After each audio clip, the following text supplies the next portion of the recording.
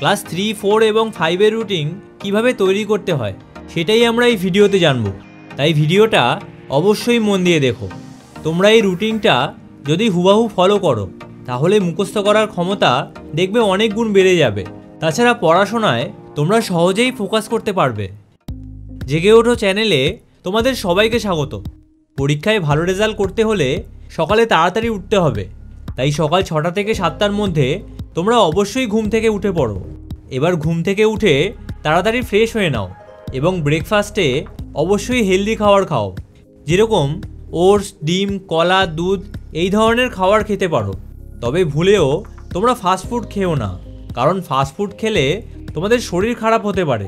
এবার যাদের ধরো ভোরবেলায় স্কুল আছে তারা খাওয়া দাওয়া করে স্কুল চলে যাও, আর যাদের ধরো 10টা অথবা 11টায় স্কুল আছে তারা ব্রেকফাস্ট করে নিয়ে পড়তে বসে যাও। তবে পড়তে বসে মোবাইল ধারে কাছেও রেখো না, কারণ যখনই পড়তে ইচ্ছা হবে না তখন অজান্তেই তোমরা মোবাইল নিয়ে বসে পড়বে। তাই পড়তে বসার আগে মোবাইল দূরে সরিয়ে রাখো, তাহলে মনোযোগ দিয়ে তোমরা পড়াশোনা করতে পারবে।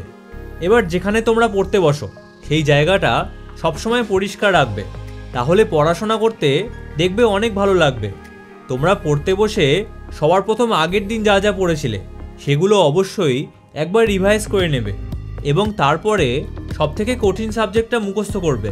তাহলে তোমার উপর থেকে চাপ অনেকটাই কমে যাবে, ফলে সারাদিনে তোমরা নিশ্চিন্তে পড়াশোনা করতে পারবে। এবার পড়া হয়ে গেলে তোমরা স্কুল যাওয়ার জন্য রেডি হয়ে যাও এবং হাতে সময় নিয়ে তোমরা স্কুলের উদ্দেশ্যে বেরিয়ে পড়ো। তোমরা স্কুলে গিয়ে খুব মনোযোগ দিয়ে পড়াশোনা করবে এবং টিচাররা যা পড়াবেন তা অবশ্যই নোট করে নেবে, তাহলে পড়াশোনা করতে অনেক সুবিধা হবে। এবার স্কুল থেকে যখন বাড়ি আসবে তখন খাওয়া দাওয়া করে নিয়ে কিছুক্ষণ রেস্ট নিয়ে নেবে এবং 1 থেকে 2 ঘন্টা এরপর খেলাধুলাও করতে পারো। এবার খেলাধুলা হয়ে গেলে তোমরা পড়তে বসে যাও। তবে পড়তে বসে প্রথমে হোমওয়ার্কগুলো কমপ্লিট করবে, তারপর এক এক করে বাকি সাবজেক্টগুলো পড়তে থাকো। তোমরা সারাদিনে 6 থেকে 7 ঘন্টা পড়াশোনা করবে, তবে যেদিন ছুটি থাকবে সেদিন 9 ঘন্টা পড়াশোনা করবে।